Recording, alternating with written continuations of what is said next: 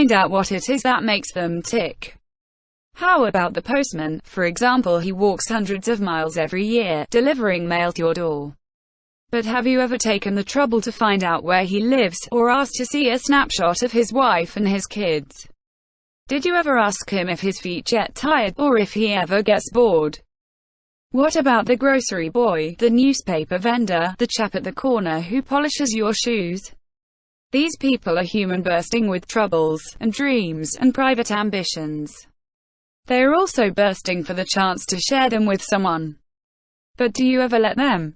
Do you ever show an eager, honest interest in them or their lives? That's the sort of thing I mean.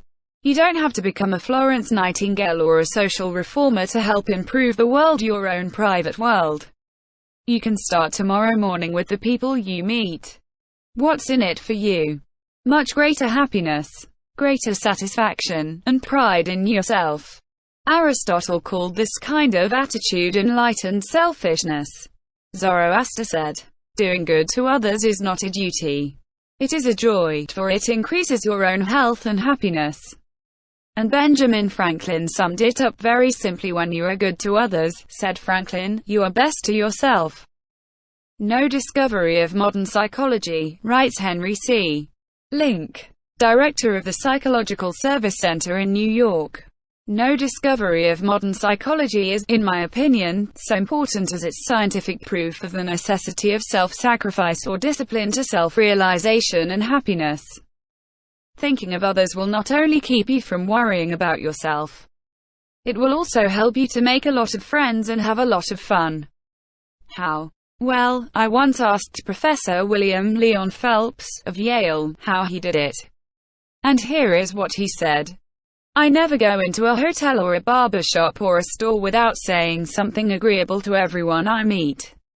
I try to say something that treats them as an individual, not merely a cog in a machine. I sometimes compliment the girl who waits on me in the store by telling her how beautiful her eyes are or her hair. I will ask a barber if he doesn't get tired standing on his feet all day. I'll ask him how he came to take up barbering, how long he has been at it, and how many heads of hair he has cut. I'll help him figure it out. I find that taking an interest in people makes them beam with pleasure. I frequently shake hands with a redcap who has carried my grip. It gives him a new lift and freshens him up for the whole day.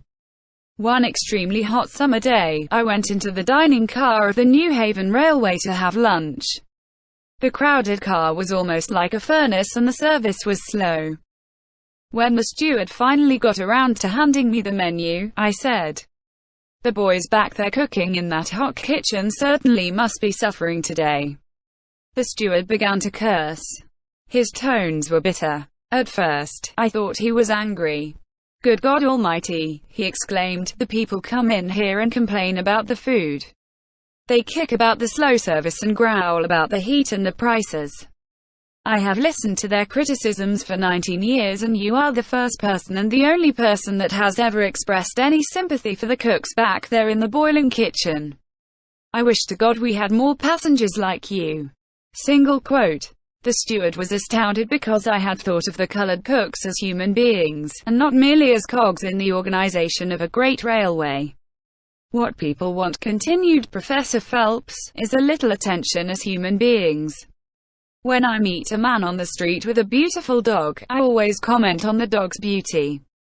As I walk on and glance back over my shoulder, I frequently see the man petting and admiring the dog. My appreciation has renewed his appreciation. One time in England, I met a shepherd, and expressed my sincere admiration for his big intelligent sheepdog. I asked him to tell me how he trained the dog. As I walked away, I glanced back over my shoulder and saw the dog standing with his paws on their shepherd's shoulders, and the shepherd was petting him. By taking a little interest in the shepherd and his dog, I made the shepherd happy. I made the dog happy and I made myself happy.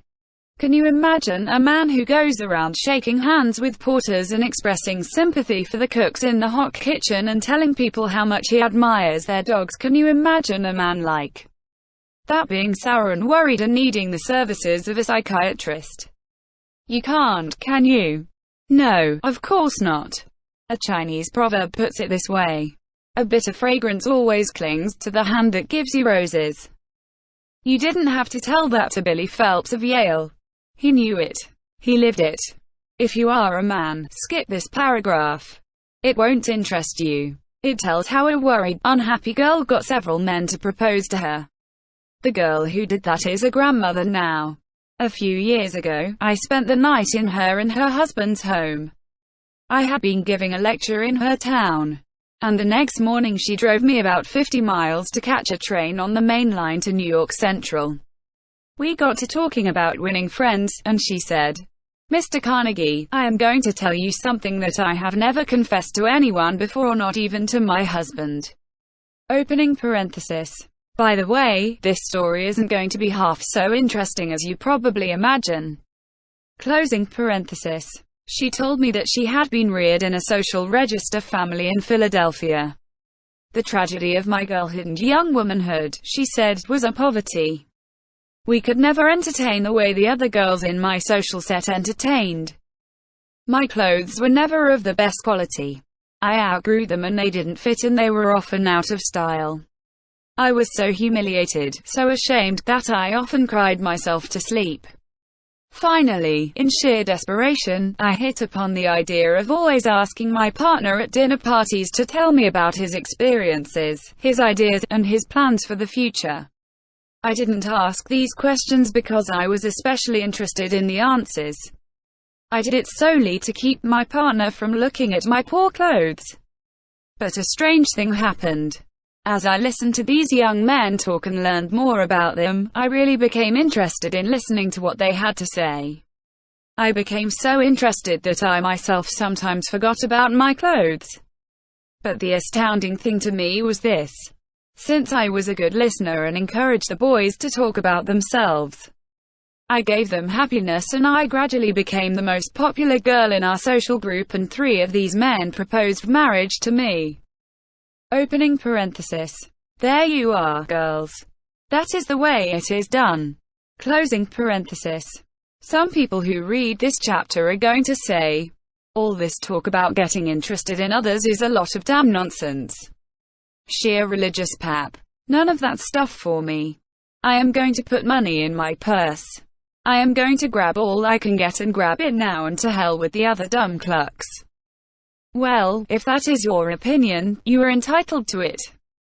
But if you are right, then all the great philosophers and teachers since the beginning of recorded history, Jesus, Confucius, Buddha, Plato, Aristotle, Socrates, St. Francis, were all wrong.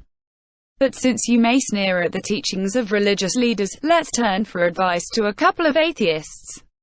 First, let's take the late A.E. Housman, professor at Cambridge University, and one of the most distinguished scholars of his generation. In 1936, he gave an address at Cambridge University on the name and nature of poetry.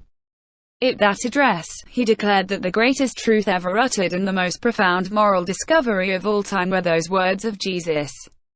He that findeth his life shall lose it, and he that loseth his life for my sake shall find it. Single quote. We have heard preachers say that all our lives. But Housman was an atheist, a pessimist, a man who contemplated suicide. And yet he felt that the man who thought only of himself wouldn't get much out of life. He would be miserable. But the man who forgot himself in service to others would find the joy of living. If you are not impressed by what A.E. Housman said, let's turn for advice to the most distinguished American atheist of the 20th century. Theodore Dreiser. Dreiser ridiculed all religions as fairy tales and regarded life as a tale told by an idiot, full of sound and fury, signifying nothing. Yet Dreiser advocated the one great principle that Jesus taught: service to others. If he, man, is to extract any joy out of his span, Dreiser said, he must think and plan to make things better not only for himself but for others, since joy for himself depends upon his joy in others and theirs in him. If we are going to make things better for others as Dreiser advocated, let's be quick about it. Time is a waston. I shall pass this way but once. Therefore any good that I can do or any kindness that I can show, let me do it now. Let me not defer nor neglect it, for I shall not pass this way again. So if you want to banish worry and cultivate peace and happiness, here is Rule 7. Forget yourself by becoming interested in others. Do every day a good deed that will put a smile of joy on someone's face. Part 4 in a nutshell, 7 ways to cultivate a mental attitude that will bring you peace and happiness. Rule 1. Let's fill our minds with thoughts of peace, courage, health, and hope, for our life is what our thoughts make it. Rule 2. Let's never try to get even with our enemies, because if we do we will hurt ourselves far more than we hurt them. Let's do as General Eisenhower does. Let's never waste a minute thinking about people we don't like. Rule 3. Instead of worrying about ingratitude, let's expect it. Let's remember that Jesus healed 10 lepers in one day and only one thanked him. Why should we expect more gratitude than Jesus got? B. Let's remember that the only way to find happiness is not to expect gratitude but to give for the joy of giving. C. Let's remember that gratitude is a cultivated trait. So if we want our children to be grateful, we must train them to be grateful. Rule 4. Count your blessings, not your troubles. Rule 5. Let's not imitate others. Let's find ourselves and be ourselves, for envy is ignorance and imitation is suicide. Rule 6. When fate hands us a lemon, let's try to make a lemonade. Rule 7. Let's forget our own unhappiness by trying to create a little happiness for others. When you are good to others, you are best to yourself.